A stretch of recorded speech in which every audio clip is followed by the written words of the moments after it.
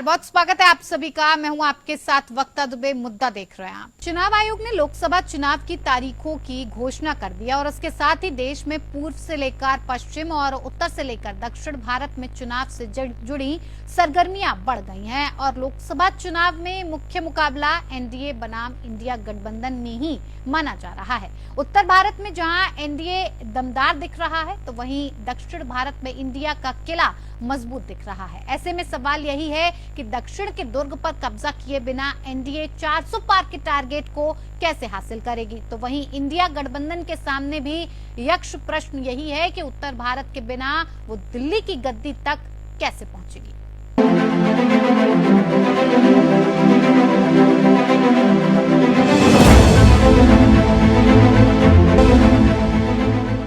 लोकसभा चुनाव के लिए बिगुल बज चुका है। तारीखों की घोषणा हो चुकी है। पूर्व से लेकर पश्चिम तक और उत्तर से लेकर दक्षिण भारत तक चुनावी बसात बिछ गई है। उत्तर भारत में जहां एनडीए दमदार दिख रहा है, वहीं दक्षिण भारत में इंडिया का किला मजबूत दिख रहा है। उत्तर और पश्चिम भारत में अधिकतर राज्य ऐसे हैं जहां बीजेपी बिल्कुल दमदार नजर आ रही है। इनमें गुजरात, राजस्थान, उत्तराखंड, मध्य प्रदेश, दिल्ली और यूपी शामिल हैं। यहाँ बीजेपी अपना पुराना प्रदर्शन दोहरा सकती है। पीएम मोदी के नरेंद्र मोदी का गृह राज्य गुजरात में बीजेपी को उम्मीद है कि वह तीसरी बार बड़े वोट शेयर और बढ़त के साथ सभी 26 सीटें जीत जाएगी।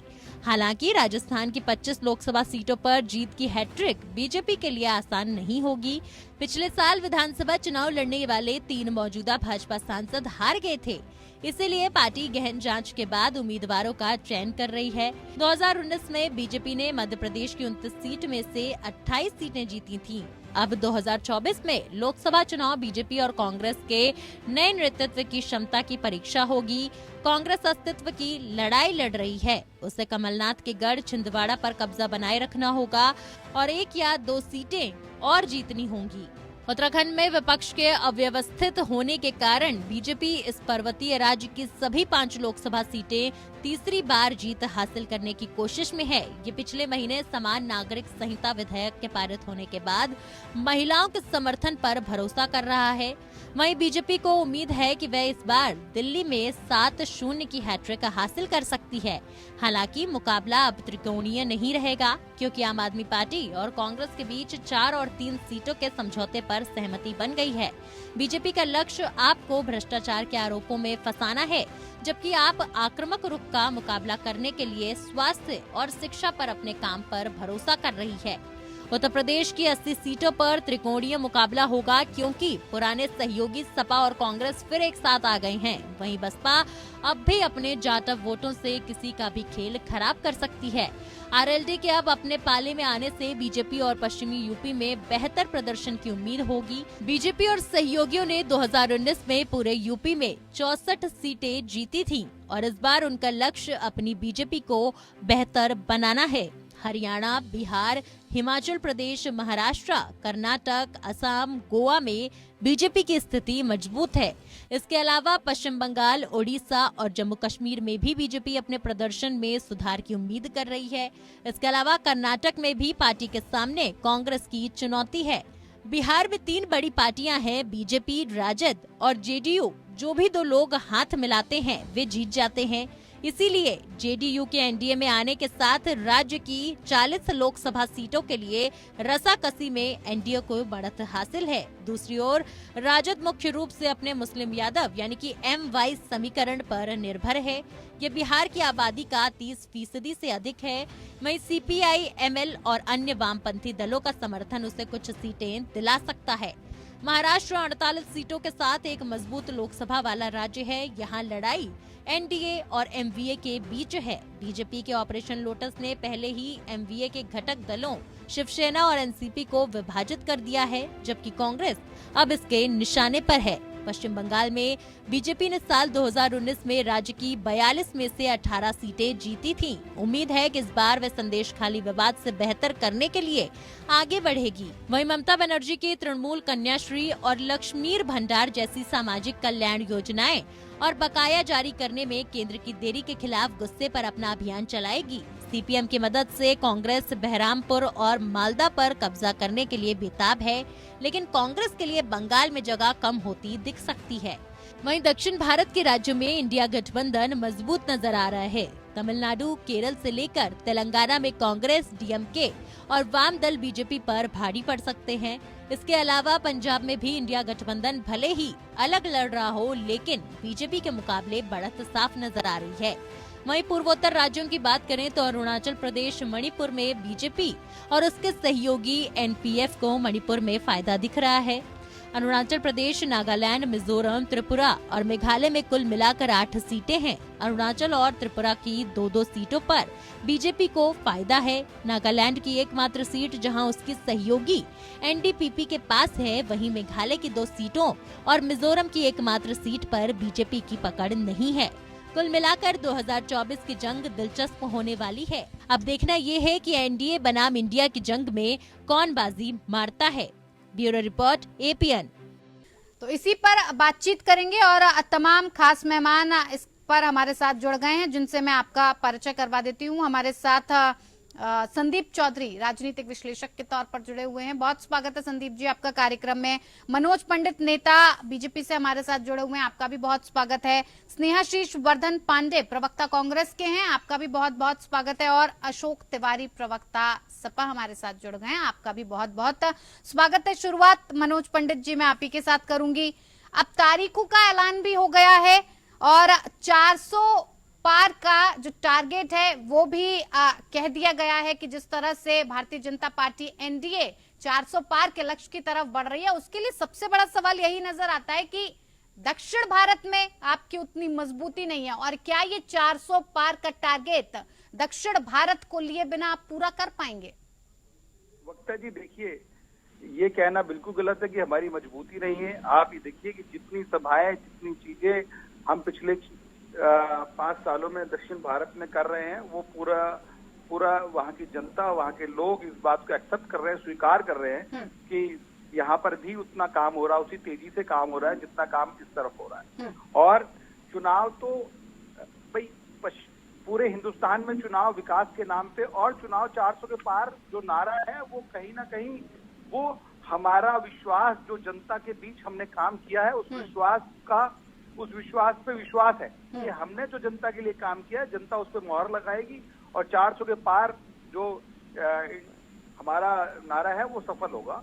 तो इसमें कोई ऐसी बात नहीं है। जी, अगर रैलियां करने से ही ये साफ हो जाए कि मजबूत स्थिति है, तो फिर तो हर कोई रैलियां कर ही रहा है। भारत जोड़ो न्याय यात्रा इतनी बड़ी, इतने वक्त से चल रही है, क्या ये कहा जाए कि कांग्रेस पार्टी सत्ता पर विराजमान हो जाएगी? ऐसे कह देने भर से क्या लगता है आपको दक्षिण भारत की जनता आपको इस बार उस तरह की मजबूती देगी? क्योंकि अभी तक की स्थिति तो फिलहाल यही बता रही है कि आपका कोई जनाधार है नहीं। केरल की बात करें, कर्नाटक की करें, तमाम ऐसे राज्यों की बात करें जहां आपकी सांसदों की संख्या 0 है। सर देखिए वक्ता जी, परिवर्तन ही सृष्टि का नियम है।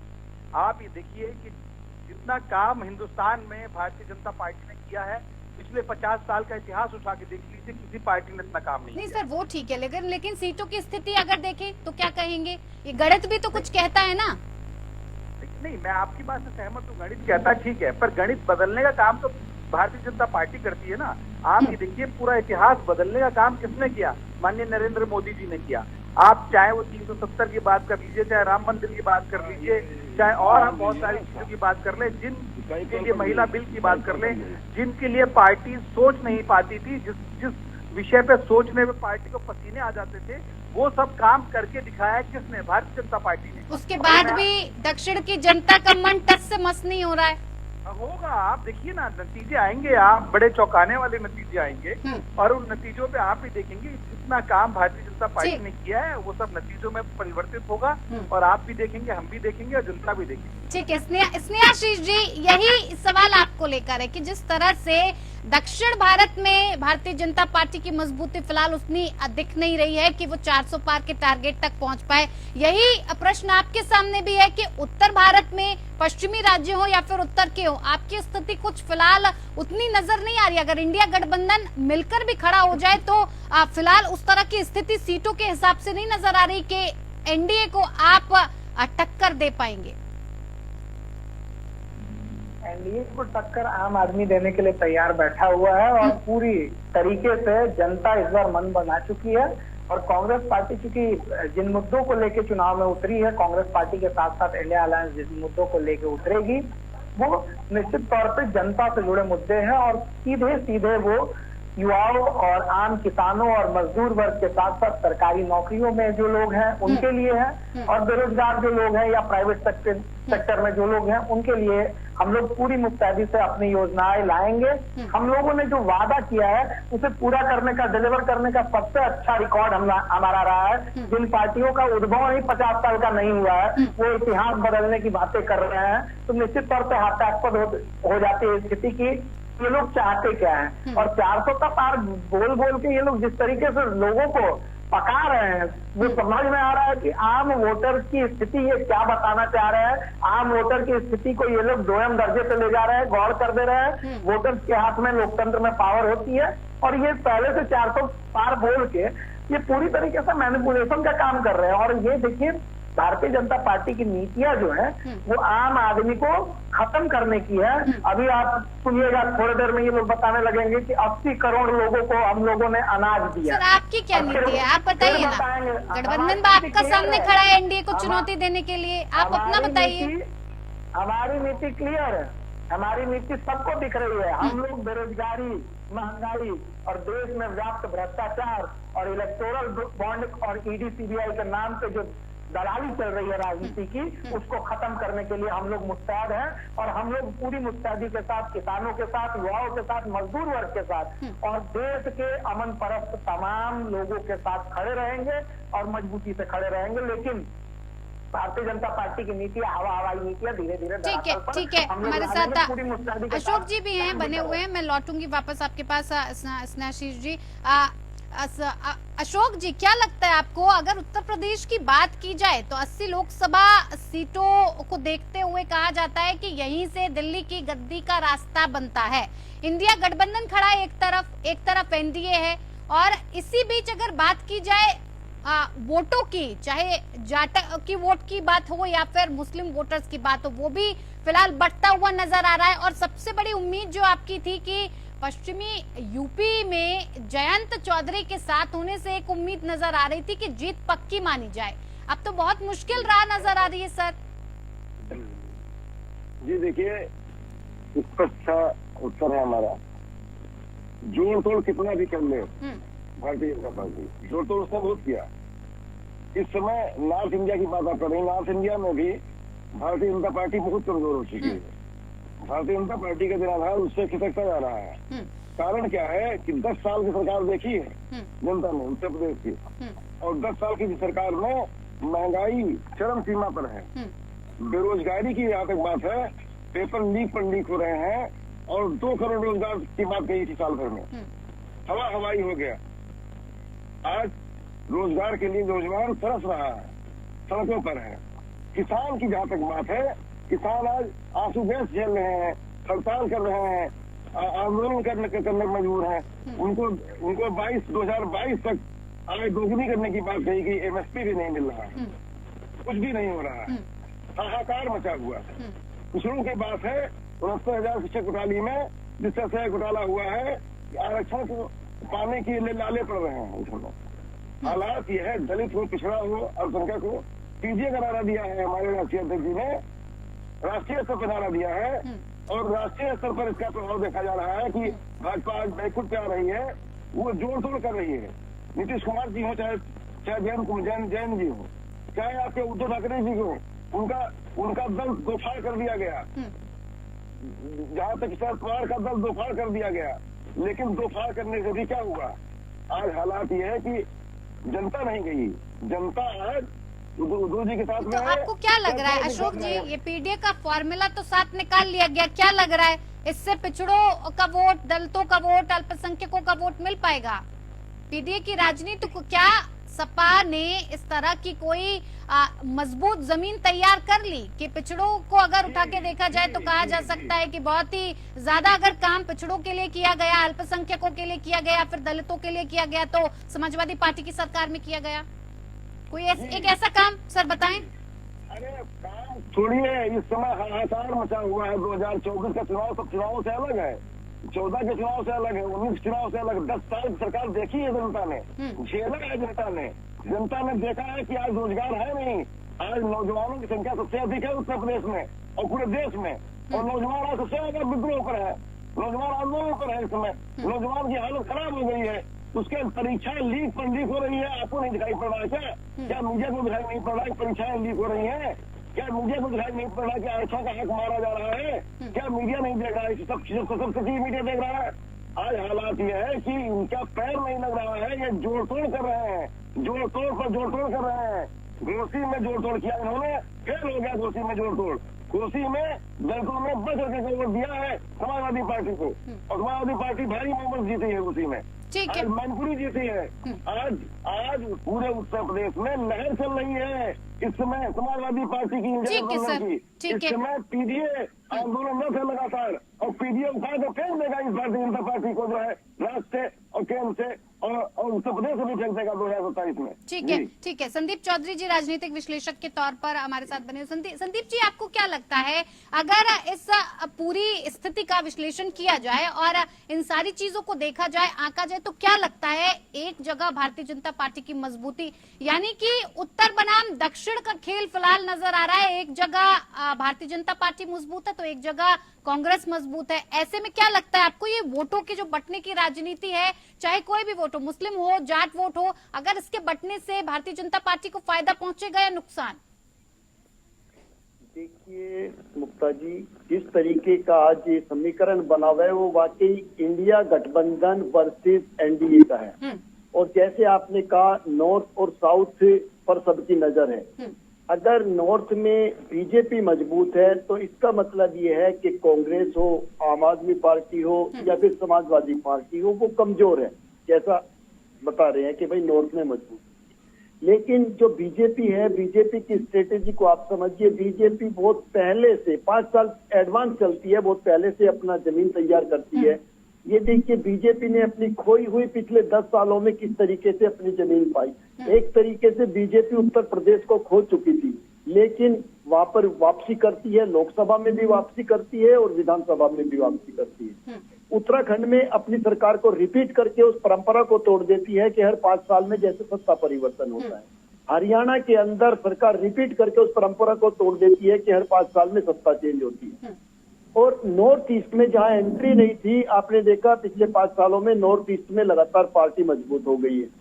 तो अब बीजेपी भी ये जानती है कि जो हमने 400 पार का नारा दिया है, उसके लिए हमें साउथ में मजबूत होना पड़ेगा।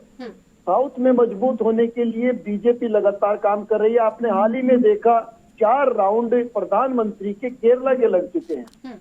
कभी वो उड़ीसा के दौरे पर होते हैं तो कभी केरला के दौरे पर होते हैं। अलग अलग स्टेट में समय समय पर विजिट कर रहे हैं। इसका मतलब क्या, आपने देखा वहाँ लोग भी इकट्ठे हो रहे हैं, सपोर्ट भी मिल रहा है। आपको मैं याद दिलाना चाहता हूँ, भारतीय जनता पार्टी के बहुत बड़े प्रवक्ता हैं संबित पात्रा का, आपको करीब 1 साल से वो नदारत दिख रहे होंगे, डिबेट्स में नहीं दिख रहे हैं। इसका कारण है 1 साल पहले से वो उड़ीसा के अंदर काम कर रहे हैं, क्योंकि वो बेसिकली उड़ीसा से आते हैं। तो ये रीजन है जो बीजेपी एकदम से चीजों को बदल के रख देती है। पहले से जाकर लोगों के बीच में काम करना, वो इंतजार नहीं करती पार्टी के भाई इलेक्शन की डेट कब डिक्लेयर होंगी, पहले से इलेक्शन मोड में रहती है। इसीलिए वो पार्टी जो 2 सीटों से शुरू हुई आज 303 सीटों पर है, और 303 से 400 पार किया जा सकता है, ये आपको मानना पड़ेगा।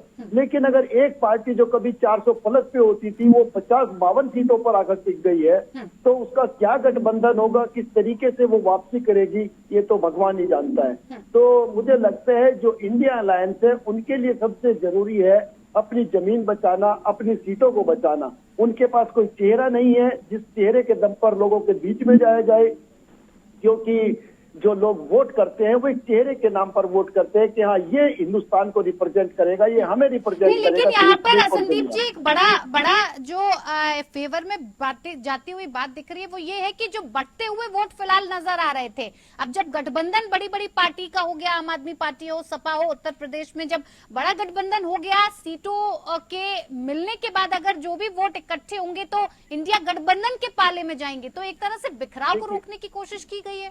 देखिए बहुत अच्छी बात आपने कही, ये चीज बहुत लोगों के दिमाग में है, लेकिन हमें ये देखना पड़ेगा कि जिन स्टेट्स में विधानसभा में आम आदमी पार्टी दिल्ली में जीत जाती है, बहुत बड़े मार्जिन से जीत जाती है। लेकिन जब लोकसभा में फेस आता है, जब प्रधानमंत्री का फेस आता है, जब उसके नाम पर वोट करने की बात आती है, तो वहाँ पे आम आदमी पार्टी को दिल्ली के अंदर एक भी सीट नहीं मिलती है। ऐसे ही मैं आपको राजस्थान का भी एग्जाम्पल देना चाहता हूँ। विधानसभा में कांग्रेस जीत जाती है, लेकिन जब प्रधानमंत्री के फेस पे वो लोकसभा का वोट करने गए तो उन्होंने सारी की सारी सीटें बीजेपी के झोली में डाल दी। इसी तरीके से मैं आपको हिमाचल का भी बताना चाहता हूँ। हिमाचल में आज की तारीख में कांग्रेस की सरकार है, लेकिन आप देखिए लोकसभा में सारी की सारी सीटें उन्होंने मोदी जी की झोली में डाल दी। उत्तराखंड के अंदर हर 5 साल में ट्रेन चेंज होने का था, अब की बार फिर वहाँ पे रिपीट करके इन्होंने वो ट्रेन तोड़ दिया और सारी की सारी लोकसभा सीटें बीजेपी के पास है। तो इस चीज से पता चलता है कि लोग जब प्रधानमंत्री पद के लिए या लोकसभा का वोट करते हैं तो वो विधानसभा से अलग तरीके से यानी कि चेहरा अहम है, ये कहना चाहते हैं। चेहरा मैटर करता है। जी बिल्कुल स्नेहाशीष जी, चेहरा बहुत अहम है। बात अगर उत्तर की जाए तो आपने ऐसे कौन से चेहरों को सामने खड़ा किया है जिसको देखकर जनता आपके पाले में वोट करे? हमारे पास युवाओं का चेहरा है और युवाओं के नाम पे ही वोट होने वाला है, और ये देश सबसे युवा देश है। युवाओं की संख्या सबसे ज्यादा है इस देश में, और कोई भी युवा एक बूढ़े नेता के लिए पीछे दीवानगी नहीं दिखाएगा, ये मुझे पूरा उम्मीद है। और ये देश जानता है कि कितनी मजबूती के साथ युवा आगे बढ़ रहे हैं। युवाओं में हमारे सबसे बड़े रोल मॉडल राहुल गांधी जी हैं, तेजस्वी जी हैं, अखिलेश जी हैं, तो तमाम युवा हैं, और आने वाले समय में और भी युवा लोग जुड़ेंगे। शिवसेना के हमारे नेता है, तो निश्चित तौर पर ये आने वाले समय का राजनीति हो रहा है, ये आने वाले विकसित भारत की राजनीति हो रही है। भारतीय जनता पार्टी की तरह हवाई राजनीति नहीं हो रही कि वोटों को मैनेज करना और इलेक्टोरल बॉन्ड के पैसे को मैनेज करने वाली पार्टी हम लोग नहीं है। हम लोग जनता के मुद्दों पर लड़ाई लड़ रहे हैं और जनता हमारे साथ है। मनोज पंडित जी। जी वक्ता जी, युवाओं के चेहरे पर वोट होगा। प्रधानमंत्री नरेंद्र मोदी का मैजिक इस बार नजर नहीं आएगा कांग्रेस पार्टी को और इंडिया गठबंधन को, ऐसा लग रहा है। देखिए वक्ता जी, कहते हैं कि ख्वाब देखने का, सपने देखने का अधिकार सबका है, और मेरे मित्र इनका भी है, ये भी देखें। और हमारी बहुत बहुत शुभकामनाएं इनको कि ऐसी ही तैयारी रखें अपनी जैसी चल रही है इनकी। और मुझे तो समझ नहीं आता राहुल गांधी जी कब तक युवा रहेंगे। युवा की डेफिनेशन ही बदल दी मेरे भाई ने कि युवा जो है 35 साल तक युवा होता है, 50-55 साल तक युवा नहीं होता। ठीक है, पहली बात तो ये। दूसरी बात ये कि अब वक्ता जी, जिसकी नीयत और नीति स्पष्ट होती है, जनता उसके साथ खड़ी होती है। और जनता जानती है कि भारतीय जनता पार्टी की नीयत और नीति दोनों स्पष्ट हैं, और देश का प्रधानमंत्री 24 घंटे देश की तरक्की और देश की उन्नति के लिए काम करता है। इसमें कोई जब से 10 साल में उन्होंने एक भी दिन अवकाश नहीं लिया, पूरी मजबूती से काम करते हैं। और आप पहले के प्रधानमंत्री को उठा के देख लीजिए, आज तो फर्क बस नजर आता है वक्ता जी, और जो फर्क नजर आता है वो चीजें दिखती हैं। और ठीक है, वक्त की कमी है मेरे पास। ठीक है, वक्त। अशोक तिवारी जी, इंडिया गठबंधन जरूर बना है, लेकिन अगर जमीन पर समीकरण को अगर देखा जाए तो अभी भी ये पूरा समीकरण भारतीय जनता पार्टी के फेवर में कहीं न कहीं नजर आ रहा है। एकदम अशोक फेवर जी, में एकदम फेवर में नजर नहीं आ रहा है। भारतीय जनता पार्टी बेफिक्र है इसमें। इस समय उसने अग्निवीर के लिए 4 साल की योजना दी है। हमारे राष्ट्रीय अध्यक्ष ने कहा इस प्रस्तुत की इंडिया गठबंधन सरकार बनेगी तो हम 4 साल की अग्निवीर की योजना को हटा करके परमानेंट नौकरी देंगे सेना में। युवाओं को उसने छला है भारतीय जनता पार्टी ने, युवाओं को बेरोजगार कर दिया है, युवाओं का रोड मैप नहीं बनाया है, और किसानों का छला है। युवा और किसान, देश का युवा वर्ग और किसान दोनों आंदोलन की राह पर है। इस समय बड़ा आंदोलन हो रहा है। पीडीए आरक्षण को मारने की योजना बना रही है, आरक्षण को खत्म करने की योजना बना रही है भारतीय जनता पार्टी, जो कि बेनकाब हो चुकी है। इस समय उसने जो है साफ कर दिया प्रधानमंत्री जी ने कि जातियां ही नहीं है, केवल 2 जातियां, 4 जातियां। जातियों के आरक्षण को पूरी तरह से नाबूद करने की योजना है भारतीय जनता पार्टी के, और ये योजना उसकी खुल चुकी है। ठीक है, चलिए अशोक जी, मेरे पास वक्त की कमी है, मैं आप किसी को ज्यादा वक्त नहीं दे पाऊंगी। बहुत बहुत धन्यवाद आप सभी मेहमानों का हमारे साथ इस खास पेशकश में जुड़ने के लिए। मुद्दा में फिलहाल इतना ही। नमस्कार।